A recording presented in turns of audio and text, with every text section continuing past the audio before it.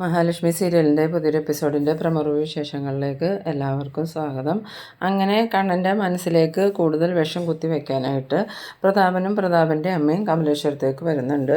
ഈ സമയത്ത് നമ്മളുടെ സ്വാതിയാണെങ്കിൽ കണ്ണൻ്റെ അടുത്ത് പുറമൊക്കെ മസാജ് ചെയ്ത് കൊടുക്കാമെന്ന് പറഞ്ഞ് നിൽക്കുമ്പം കണ്ണനാണെങ്കിൽ സ്വാതിയുടെ പെരുമാറ്റം ഭയങ്കര ഇറിറ്റേഷൻ ആവുന്നുണ്ടെങ്കിലും സ്വാതിയെ വെറുപ്പിക്കാൻ പറ്റില്ലാത്തതുകൊണ്ടും ഇവരുടെ അഭിനയം ആർക്കും മനസ്സിലാവാണ്ടിരിക്കാൻ വേണ്ടിയും കണ്ണൻ മാക്സിമം അഡ്ജസ്റ്റ് ചെയ്ത് നിൽക്കുന്നുണ്ട്. പിന്നീട് പ്രതാപനും അമ്മയും മരണ കാണുമ്പോൾ ദുർഗയും കരുണയും അവരെ ഭയങ്കരമായിട്ട് തന്നെ സ്വീകരിക്കുന്നുണ്ട്. എന്നിട്ട് എന്തൊക്കെയുണ്ട് ഇവിടുത്തെ വലിയേട്ടൻ്റെ വിശേഷം എന്ന് ചോദിക്കുമ്പം ഇപ്പം മേളിൽ തന്നെയാണ്, ഇങ്ങോട്ട് താഴേക്ക് ഇറങ്ങി വരലൊക്കെ കുറവാണ്. അവൻ ഒരുപാട് വിശ്വസിച്ചതല്ലേ അവൾ ചതിച്ചിട്ട് പോയതുകൊണ്ട് ഇനിയിപ്പോൾ അവൻ ആരുടെയും മുമ്പിൽ എതിർത്ത് നിൽക്കാനൊന്നും പോണില്ല. അതേതായാലും നന്നായി. ഇനിയിപ്പോൾ നമ്മളുടെ ഇഷ്ടത്തിന് തന്നെ അവനെ കിട്ടുമല്ലോ. ഇനി അവൻ്റെ സ്വത്ത് കൈ വിട്ടു പോകുന്നുള്ള വിഷമം വേണ്ട. എൻ്റെ മോൾക്ക് ഇപ്പോഴാണ് സന്തോഷമായെന്നൊക്കെ ഈ പ്രതാപൻ്റെ അമ്മ പറയുന്നുണ്ട്. ഈ സമയത്ത് സ്വാതി മേളിൽ നിന്ന് ഇറങ്ങി വരുന്നുണ്ട്. സ്വാതിയെ കണ്ടതും പ്രതാപൻ്റെ അമ്മയാണ് ഈ മോൾ ഇവിടെ ഉണ്ടായിരുന്നു എന്ന് ചോദിക്കുമ്പോൾ ഞാനിവിടെ ഉണ്ടായിരുന്നു എന്ന് പറയുന്നു. ആ സമയത്ത് ദുർഗ പറയുന്നുണ്ട്, ഞങ്ങളെല്ലാവരും പറഞ്ഞ് മോളെ ഇവിടെ നിർത്തിയതാ, ഇനി എന്തായാലും മോൾ ഇവിടുന്ന് പോകണമൊന്നുമില്ല എന്ന് പറയുമ്പം പ്രതാപൻ്റെ അമ്മയും പറയുന്നുണ്ട്, എന്തായാലും മോളിനി കണ്ണനെ ഉടുമ്പ് പോലെ പിടിച്ചോളണം, ഒരിക്കലും വിട്ട് കളയരുതെന്ന് പറയുമ്പോൾ ദുർഗ പറയുന്നുണ്ട്, ഒരിക്കൽ മോള് മനഃപൂർവ്വം വിട്ട് കളഞ്ഞാൽ മുതലാ കണ്ണൻ, എന്തായാലും ഇപ്പോഴെങ്കിലും മോൾക്ക് നല്ല ബുദ്ധി തോന്നിയല്ലോ, ഇനി വിട്ട് കളയരുത്, അവൻ ഒരിക്കലും അവളുടെ അടുത്തേക്ക് പോകാൻ മോൾ അനുവദിക്കരുത്, അതുമാത്രമല്ല ആ മഹാലക്ഷ്മിയെക്കുറിച്ച് ചിന്തിക്കാനുള്ള അവസരം പോലും കണ്ണന് മോൾ കൊടുക്കരുത്, എന്തായാലും അവൻ്റെ രണ്ട് കാലും ചലിച്ചു തുടങ്ങി, ഇനിയിപ്പോൾ അവൻ അധികം വൈകാതെ തന്നെ ചിലപ്പോൾ എഴുന്നേറ്റ് നിൽക്കും, അപ്പോൾ പിന്നെ മോൾ വേറൊരു വിവാഹത്തെക്കുറിച്ച് ചിന്തിക്കേണ്ട കാര്യമില്ല, കണ്ണൻ്റെ ഭാര്യയായിട്ട് കമലേശ്വരത്തെ മഹാറാണിയായിട്ട് മോൾക്ക് വാഴാന്ന്. ആ സമയത്ത് പ്രതാപൻ്റെ അമ്മ പറയുന്നുണ്ട്, അത് നേരാ മോളെ, ഇനി മോൾ വേറെ വിവാഹമൊന്നും കഴിക്കണ്ട, എൻ്റെ കുഞ്ഞിനെ സ്നേഹിച്ച് മോൾക്ക് ഇവിടെ ജീവിക്കാമെന്ന്. ആ സമയത്ത് ഈ ദുർഗയാണെങ്കിൽ മനസ്സിൽ വിചാരിക്കുന്നുണ്ട്, നിങ്ങളുടെ കുഞ്ഞിനെ സ്നേഹിക്കാൻ വേണ്ടിയിട്ടൊന്നും അല്ലല്ലോ എൻ്റെ മോളും കൂടി വരുന്നത്, എന്തായാലും കണ്ണനെ വിവാഹം കഴിച്ചു കഴിഞ്ഞാൽ കണ്ണൻ്റെ സ്വത്തുക്കളെല്ലാം പിന്നെ എൻ്റെ ഏട്ടൻ്റെയും എൻ്റെയും കയ്യിലാവും, അതിൽ നിങ്ങളുടെ മോൾക്ക് പങ്കൊന്നുമില്ല, പിന്നെ നിങ്ങളുടെ മോൾക്ക് ഇവിടെ അടങ്ങി ഒതുങ്ങി ജീവിച്ചാൽ ഇവിടെ ജീവിക്കാമെന്നൊക്കെ ഇങ്ങനെ മനസ്സിൽ വിചാരിക്കുന്നുണ്ടെങ്കിലും ഈ പ്രതാപൻ്റെ അമ്മയോടൊക്കെ നല്ല ചിരിച്ചുകൊണ്ട് ശരിയാ മുത്തശ്ശി പറഞ്ഞത് ശരിയാന്നൊക്കെ പറഞ്ഞ് സപ്പോർട്ട് ചെയ്യുന്നുണ്ട്. പിന്നീട് കാണിക്കുന്നത് മേഘനാഥനാണെങ്കിൽ വീൽ ചെയറിൽ നിന്ന് എഴുന്നേക്കാൻ പറ്റാതെ സീമന്തിനെ വിളിക്കുന്നുണ്ട്, അമ്മ ഒന്ന് വന്നേ, എന്നെ ഒന്ന് പിടിച്ച് കട്ടലയിലേക്ക് ഇരുത്തിക്കുക എന്ന് പറഞ്ഞു. ആ സമയത്ത് സീമന്തിനി പറയുന്നുണ്ട്, എനിക്കെങ്ങും പറ്റില്ല, അച്ഛൻ്റെ നോട്ടം കഴിഞ്ഞപ്പോൾ ഇപ്പോൾ മോനായി, ഇനി എന്തായാലും നീ ഒരു പെണ്ണ് കിട്ട്, എന്നിട്ട് അവൾ നിന്നെ നോക്കട്ടെ എന്ന്. ആ സമയത്ത് മേഘനാഥൻ പറയുന്നുണ്ട്, ഇപ്പോൾ കാലും കൈ ഒടിഞ്ഞിരിക്കുമ്പോൾ ഞാൻ എവിടെ നിന്ന് പെണ്ണ് കിട്ടാനാ, എന്തായാലും നമ്മൾ ഉദ്ദേശിച്ചതുപോലെയൊക്കെ കാര്യങ്ങൾ നടന്നല്ലോ, കണ്ണനും മഹാലക്ഷ്മിയും പിരിഞ്ഞു, ഇനി എങ്ങനെയെങ്കിലും സാഗറിനെയും മഞ്ജുവിനെയും പിരിച്ചിട്ട് മഞ്ജുവിനെ തന്നെ ഞാൻ വിവാഹം കഴിക്കും, അവളായിരിക്കും എൻ്റെ ഭാര്യ, എന്നാലേ കമലേശ്വരത്തെ സ്വത്തുക്കൾ ഞാൻ ആഗ്രഹിച്ചതുപോലെ എനിക്ക് കിട്ടുള്ളൂ, അല്ലെങ്കിൽ ഞാൻ ഇത്രയും നാളും കഷ്ടപ്പെട്ടതൊക്കെ വെറുതെ ആയി പോകുന്നു. ആ സമയത്ത് സീമന്തന് ചോദിക്കുന്നുണ്ട്, അതിനവൾ നിന്നെ വിവാഹം കഴിക്കാൻ തയ്യാറാവുമല്ലോ എന്ന് ചോദിക്കുമ്പം എന്തായാലും ഇപ്പോൾ കണ്ണൻ നമ്മുടെ പക്ഷത്തായില്ലേ, അതുകൊണ്ട് തന്നെ ആ സാഗറിനെ നമുക്ക് തകർക്കാൻ പറ്റും, എത്രയും പെട്ടെന്ന് അവനെ കൊന്നിട്ടാണെങ്കിലും അവളെ ഞാൻ സ്വന്തമാക്കുമെന്ന്. ആ സമയത്ത് സീമന്തിനി പറയുന്നുണ്ട്, ഇപ്പം മഹാലക്ഷ്മീനെ കൊല്ലാൻ പോയിട്ട് ഒരു കൈയും ഒരു കാലും ഒടിഞ്ഞു, ഇനി സാഗറിനെ കൊല്ലാൻ ചെന്നിട്ട് വേണം ആ മാർക്കോ നിൻ്റെ മറ്റേ കാലും കൈയും കൂടി ഓടിക്കാൻ, എന്തായാലും നിന്നോട് ഞാനൊരു കാര്യം പറയാം, ഇപ്പം മഹാലക്ഷ്മിയും കണ്ണനും വേർപിരിഞ്ഞു, ഇനി കണ്ണൻ്റെ ജ്വല്ലറിയിലൊക്കെ നല്ല ജോലിയിൽ നിനക്ക് കയറാൻ പറ്റും, ഇനി നിന്നെ എതിർക്കാൻ അവിടെ ആരുമില്ല, നീ പറയണ അനുസരിച്ച് കണ്ണൻ നിനക്ക് എന്ത് വേണമെങ്കിലും ചെയ്തു തരുകയും ചെയ്യും, അതുകൊണ്ട് നീ ഇനി മഞ്ജുവിനെ കെട്ടണം എന്നുള്ള സ്വപ്നമൊക്കെ കളഞ്ഞിട്ട് വേറെ ഏതെങ്കിലും ഒരു പെണ്ണിനെ വിവാഹം കഴിച്ച് ജീവിക്കാൻ നോക്കുന്നു. ആ സമയത്ത് മേഘനാഥൻ പറയുന്നുണ്ട്, അങ്ങനെ കണ്ണൻ തരുന്ന ജോലിയും പൈസയും മാത്രമല്ല ഞാൻ ഇതുവരെ ആഗ്രഹിച്ചിരുന്നത്, കണ്ണൻ്റെ സ്വത്തുക്കൾ മൊത്തം എനിക്ക് കിട്ടണമെന്ന് ആഗ്രഹിച്ച്, അതെനിക്ക് കിട്ടണമെങ്കിൽ മഞ്ജു എൻ്റെ കൂടെ തന്നെ ഉണ്ടാവണമെന്ന്. ആ സമയത്ത് സീമന്തിനി പറയുന്നുണ്ട്, എന്തായാലും ഇപ്പം നീ വീൽ ചെയറിലായോളൂ, ഇനിയിപ്പോൾ കിടന്ന കിടപ്പ് കിടക്കാനുള്ള പ്ലാനാണ് നീ നോക്കിക്കൊണ്ടിരിക്കണേന്ന്. പിന്നീട് കാണിക്കുന്നത് നമ്മളുടെ മഞ്ജുവും സാഗറും കൂടി അനന്തുവിൻ്റെ വീട്ടിലോട്ട് വരുന്നുണ്ട്. മഞ്ജുവിനെയും സാഗറിനെയും കണ്ടതും അനന്തു വേഗം തന്നെ അകത്തേക്ക് നോക്കിയിട്ട് വിളിച്ച് പറയുന്നുണ്ട്, ഇതേ ലേഹ ആരെ വന്നേക്കണേന്ന് നോക്കി, ഇതേ മഞ്ജു വന്നേക്കണമെന്ന്.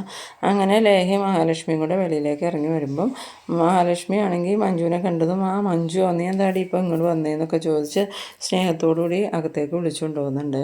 ഈ സമയത്ത് അനന്തവും സാഗറും പുറത്തിരുന്ന് സംസാരിക്കുന്നുണ്ട്. അപ്പോൾ സാഗർ പറയുന്നുണ്ട്, മേഘൻ്റെ കാര്യങ്ങളൊക്കെ അറിഞ്ഞില്ലേന്ന് ചോദിക്കുമ്പം പിന്നെ അറിയാതെ കണ്ണനല്ലേ അതിനു വേണ്ട ഏർപ്പാടെല്ലാം ചെയ്തത്, മേഘൻ മഹിക്ക് കെണി വെച്ചിട്ടുണ്ടെന്ന് കണ്ണനോട് തന്നെ ചെന്ന് പറഞ്ഞു, അതേതായാലും നന്നായി, കണ്ണൻ സാർ അറിഞ്ഞതുകൊണ്ടല്ലേ, അല്ലെങ്കിൽ എടുത്ത് ഇപ്പോൾ അപകടത്തിൽ പെടൂലായിരുന്നു എന്ന്. ആ സമയത്ത് ആനന്ദ് പറയുന്നുണ്ട്, എന്തായാലും ഈ ഒരു നാടകം കൊണ്ട് അങ്ങനെയുള്ളൊരു ഗുണമൊക്കെ കിട്ടി. ഇനി അവരെന്ത് പ്ലാൻ ചെയ്താലും അത് നമുക്ക് നേരത്തെ തന്നെ മനസ്സിലാക്കാൻ പറ്റും.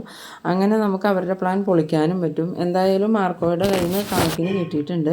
മാർക്കോയാണെങ്കിൽ അവൻ്റെ ഒരു കാലും ഒരു കൈയും ഓടിച്ചിട്ടേ വിട്ടോളൂ. ആ സമയത്ത് സാഗർ പറയുന്നുണ്ട്, അത് പണ്ടേ ചെയ്യേണ്ടതായിരുന്നു, കുറച്ച് മുമ്പ് ചെയ്തിരുന്നെങ്കിൽ ഇത്രയും പ്രശ്നങ്ങളൊന്നും ഉണ്ടാവില്ലായിരുന്നു. അതേസമയം മഞ്ജു ആണെങ്കിൽ മഹാലക്ഷ്മിയോട് പറയുന്നുണ്ട്, എന്തായാലും മേഘനയും കൊണ്ട് കുറച്ച് നാളത്തേക്ക് ശല്യമൊന്നും ഉണ്ടാവില്ല, പക്ഷെ അവൻ എഴുന്നേറ്റ് കഴിഞ്ഞാൽ ഇതിലും വലിയ അപകടകാരിയാവും. അതുമാത്രമല്ല കരുണേടത്തിയുടെ അച്ഛനെയും വിശ്വസിക്കേണ്ട, എപ്പോൾ വേണമെങ്കിലും ഒരപകടം പ്രതീക്ഷിക്കാമെന്ന് പറയുമ്പോൾ മഹാലക്ഷ്മി പറയുന്നുണ്ട്, കരുണയുടെ അച്ഛൻ കൊലയാളികളുടെ മനസ്സുള്ള ഒരാളാണ്, അയാൾ കൊല്ലാനൊന്നും മടിക്കില്ല. അതുപോലെ തന്നെ കരുണയുടെ മുത്തശ്ശിയും കരുണയൊക്കെ ആണെങ്കിലും മറ്റുള്ളവരെ കൊല്ലണമെന്ന് ചിന്തിക്കണവരാ. ആ സമയത്ത് മഞ്ജു പറയുന്നുണ്ട്, അത് എനിക്ക് ഏടത്തിയേക്കാൾ നന്നായിട്ട് അറിയാം ഏടത്തി, ഞാൻ കുറച്ച് നാൾ അവരുടെ ഒപ്പം ഉണ്ടായിരുന്നതല്ലേ, അവരുടെ മനസ്സും ചിന്തയും പ്രവൃത്തിയൊക്കെ എനിക്ക് നന്നായിട്ട് മനസ്സിലാവും. ആ സമയത്ത് മഹാലക്ഷ്മി പറയുന്നുണ്ട്, കണ്ണേട്ടൻ ഇന്ന് വിളിച്ചില്ലല്ലോ, അവിടെ കണ്ണേട്ടനെ നോക്കാനായിട്ട് ഇപ്പോൾ കണ്ണേട്ടൻ്റെ മുറപ്പെണ്ണും വന്നിട്ടുണ്ടെന്ന് പറയുമ്പോൾ മഞ്ജു ചോദിക്കുന്നുണ്ട്, ആര് സ്വാതിയാണോ എന്ന് ചോദിക്കുമ്പോൾ ആ സ്വാതി തന്നെ. അതെന്താ അവളിപ്പോൾ കണ്ണേട്ടനെ നോക്കാൻ വന്നിരിക്കുന്നത്? അവൾക്ക് നേരത്തെ കണ്ണേട്ടനെ ഭയങ്കര പുച്ഛമായിരുന്നല്ലോ. കണ്ണേട്ടൻ്റെ വിവാഹത്തിന് മുമ്പ് സ്വാതിയെ കണ്ണേട്ടനെയും കൊണ്ട് വിവാഹം കഴിപ്പിക്കാൻ വേണ്ടി അമ്മയും അമ്മാവനും ഒരുപാട് നോക്കിയതാണ്, അവളാ സമ്മതിക്കാതിരുന്നത്. എന്നിട്ടിപ്പോൾ അവൾ നേരത്തെ പോന്നപ്പോൾ കണ്ണേട്ടൻ്റെ അടുത്തേക്ക് ചെന്നേക്കണേ എന്തിനാന്ന് ചോദിക്കുമ്പം അത് വേറെ ഒന്നും അല്ല, അതിൻ്റെ ലക്ഷ്യം കണ്ണേട്ടനെ എങ്ങനെയെങ്കിലും അവളുടെ വശത്താക്കണം എന്നുള്ളത് മാത്രമാണ്. അവൾക്കറിയില്ലല്ലോ തൽക്കാലം ഈ നടക്കുന്നതെല്ലാം നാടകമാണെന്ന്. ആ സമയത്ത് ലേഖ പറയുന്നുണ്ട്, എന്തായാലും കണ്ണേട്ടന് എല്ലാവരെയും ഒന്നും കൂടിയും വ്യക്തമാക്കി മനസ്സിലാവാനുള്ള ഒരു അവസരം ഇത്, ഇങ്ങനെയൊക്കെ സംഭവിച്ചത് ഏതായാലും നന്നായിന്ന്. ആ സമയത്ത് മഹാലക്ഷ്മി പറയുന്നുണ്ട്, ഞാനൊന്ന് കണ്ണേട്ടനെ വിളിച്ച് നോക്കട്ടെ എന്ന്. പിന്നീട് കാണിക്കുന്നത് നമ്മളുടെ പ്രതാപൻ്റെ അമ്മയും ദുർഗയോടും കാരണയോടൊക്കെ പറയുന്നുണ്ട്, എന്തായാലും ഞങ്ങൾ കണ്ണനെ ഒന്ന് പോയി കാണട്ടെ, അവൻ്റെ മനസ്സിലേക്ക് കുറച്ചും കൂടി വിഷം കുത്തി വെച്ചിട്ടേ ഞങ്ങളിന്ന് പോകണുള്ളൂ. ഇനി ഒരിക്കലും അവൻ മഹാലക്ഷ്മിയെ അവൻ്റെ ജീവിതത്തിലേക്ക് ക്ഷണിക്കരുത്, അവളെ കുറിച്ച് ചിന്തിക്കുക പോലും ചെയ്യരുത്. അതിനുവേണ്ട എല്ലാ പണികളും ഞങ്ങൾ ഒപ്പിക്കും. അതിന് വേണ്ടിയിട്ടാണ് ഞങ്ങളിപ്പോൾ പ്രധാനമായിട്ടും വന്നത് തന്നെയാണ്. ആ സമയത്ത് കരുണ പറയുന്നത്, അത് അച്ഛനും മുത്തശ്ശിയും പറഞ്ഞത് നേരെ, ഇനി ഒരിക്കലും അയാൾ അവളെക്കുറിച്ച് ചിന്തിക്കുക പോലും ചെയ്യരുത്. അതിന് വേണ്ടത് എന്താണെന്ന് വെച്ചാൽ അച്ഛനും മുത്തശ്ശിയും അയാളോട് പറഞ്ഞു കൊടുത്തോളെ. ഇതേ സമയം നമ്മളുടെ കണ്ണനാണെങ്കിൽ ഇങ്ങനെ ഓരോന്ന് ആലോചിച്ചിരിക്കുകയാണ്. ആ സമയത്ത് കണ്ണൻ ഓർക്കുന്നുണ്ട്, എന്തോരം മനസ്സിൽ വിഷമായിട്ടാണ് ഓരോരുത്തരും ജീവിക്കുന്നത്. ഇപ്പോൾ സ്വാതി തന്നെ മഹിയും ഞാനും തമ്മിൽ പിരിഞ്ഞു എന്ന് അറിഞ്ഞിട്ട് എൻ്റെ ജീവിതത്തിലേക്ക് ഇടിച്ചു കയറാൻ വേണ്ടിയിട്ടാണ് ഇവിടെ വന്ന് നിൽക്കുന്നത്. അതിന് എല്ലാവരുടെയും സപ്പോർട്ടും ഉണ്ട്. അതൊരിക്കലും നടക്കാത്ത കാര്യമാണ്, ഇവിടെയുള്ളവർക്ക് ആർക്കും അറിയില്ല. അല്ലെങ്കിൽ തന്നെ ഞാൻ സ്വാതിയെ എൻ്റെ സ്വന്തം സഹോദരിയായിട്ടേ കണ്ടിട്ടുള്ളൂ. ഒരിക്കലും ഞാൻ അവളെ മറ്റൊരു രീതിയിൽ കണ്ടിട്ടുമില്ല. അതുമാത്രമല്ല ഇപ്പോൾ അവളിവിടെ വന്ന് നിൽക്കുന്നത് എന്നോടുള്ള സ്നേഹം കൊണ്ടൊന്നുമല്ല, എൻ്റെ സ്വത്തുക്കൾ കൈവിട്ട് പോകാതിരിക്കാൻ വേണ്ടിയിട്ട് മാത്രമാണ്. ഇങ്ങനെ ചിന്തിച്ചുകൊണ്ടിരിക്കുന്ന സമയത്ത് പ്രതാപൻ്റെ അമ്മയും അങ്ങോട്ട് വരുന്നുണ്ട്. അവരെ കണ്ടതും കണ്ണൻ, ഓ അടുത്ത സാധനങ്ങൾ വന്നല്ലോ, ഇനി ഇവർക്ക് എന്തൊക്കെയായിരിക്കും പറയാനുള്ളതെന്നിങ്ങനെ മനസ്സിൽ ആലോചിക്കുന്നുണ്ട്. ആ സമയത്ത് പ്രതാപൻ്റെ അമ്മയും ഭയങ്കര സ്നേഹത്തോടു കൂടി, എന്നാലും എൻ്റെ കണ്ണ നിനക്കിങ്ങനെ സംഭവിച്ചല്ലോടാ, ഞങ്ങൾ അപ്പോഴേ പറഞ്ഞതല്ലേ നിന്നോട്, അവൾ നിങ്ങളുടെ ചതിക്കും, അവൾ വഴി പഴിച്ച് നടക്കണം, അവളുടെ അമ്മയത്, അതുകൊണ്ട് സൂക്ഷിക്കണമെന്ന്. അപ്പം നീ ഞങ്ങളെ ശത്രുവായിട്ട് കണ്ടു, ഇപ്പം എങ്ങനെയുണ്ട്, ഞങ്ങൾ പറഞ്ഞതുപോലെയൊക്കെ സംഭവിച്ചില്ലേടാ കണ്ണ, ഇനി നീ അവളെ എന്തായാലും വെറുതെ വിടരുത്, അവളുടെ പേരിൽ എഴുതി കൊടുത്തിരിക്കുന്ന സ്വത്തുക്കളെല്ലാം തിരികെ വാങ്ങണമെന്ന് പറയണം. ആ സമയത്താണ് ഈ കണ്ണനിങ്ങനെ ഒന്നും മിണ്ടാതിരിക്കുകയാണ്.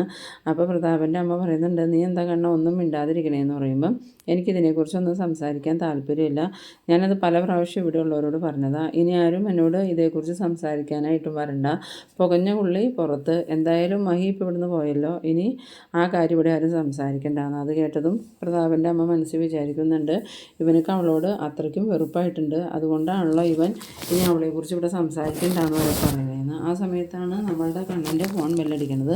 കണ്ണൻ്റെ ഫോൺ ബെല്ലടിക്കുമ്പം കണ്ണൻ ഫോൺ എടുക്കാനായിട്ട് വീൽ ചെയർ അനക്കിക്കൊണ്ട് വരുന്ന സമയത്ത് തന്നെ പ്രതാപം വേഗം തന്നെ ഫോൺ എടുത്ത് നോക്കിയിട്ട് പറയുന്നുണ്ട്, ഇത് അവളാലോ മഹാലക്ഷ്മി അല്ല വിളിക്കണേന്ന് പറയുന്നു. ആ സമയത്ത് കണ്ണനാണെങ്കിൽ ഇയാൾ വിളിച്ച സമയം തെറ്റിപ്പോയല്ലോ, ഇയാളിപ്പോൾ എന്തിനായിരിക്കും വിളിച്ചതെന്ന് ഇങ്ങനെ മനസ്സിൽ വിചാരിച്ചതും ഈ പ്രതാപനാണെങ്കിൽ അവളെന്തിനാണ് ഇപ്പോൾ കണ്ണൻ്റെ ഫോണിലേക്ക് വിളിക്കണേന്ന് ചോദിച്ച് കോൾ അറ്റൻഡ് ചെയ്യുന്നുണ്ട്.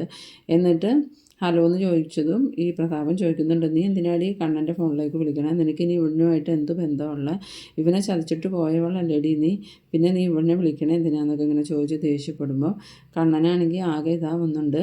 പിന്നീട് പെട്ടെന്ന് തന്നെ പ്രതാപൻ്റെ അമ്മ പ്രതാപൻ്റെ കയ്യിൽ നിന്ന് ഫോൺ വാങ്ങുന്നുണ്ട്.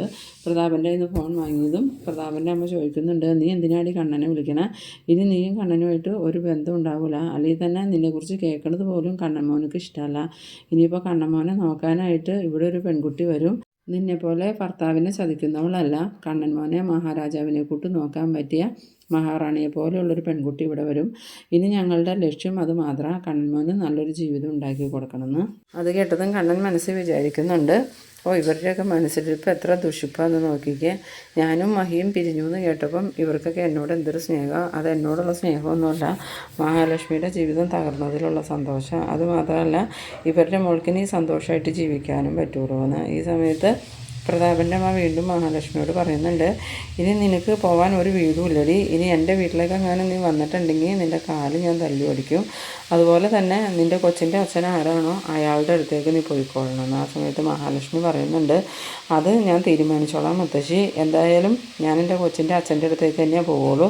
കുറച്ച് നാളും കൂടെ നിങ്ങൾ അതിനു വേണ്ടി വെയിറ്റ് ചെയ്യുക. എന്തായാലും എൻ്റെ പ്രസവം ഒന്ന് കഴിഞ്ഞോട്ടെ, അതിനുശേഷം ഞാൻ എൻ്റെ കൊച്ചിൻ്റെ അച്ഛനുമായിട്ട് സന്തോഷമായിട്ട് ജീവിക്കുന്നത് നിങ്ങൾക്ക് കാണാമെന്ന്. അത് കേട്ടതും പ്രതാപൻ്റെ അമ്മയാണെങ്കിൽ ആകെ ഷോക്കായി ഇങ്ങനെ നിൽക്കുന്ന ആ ഒരു സീനിലാണ് എപ്പിസോഡ് അവസാനിക്കുന്നത്.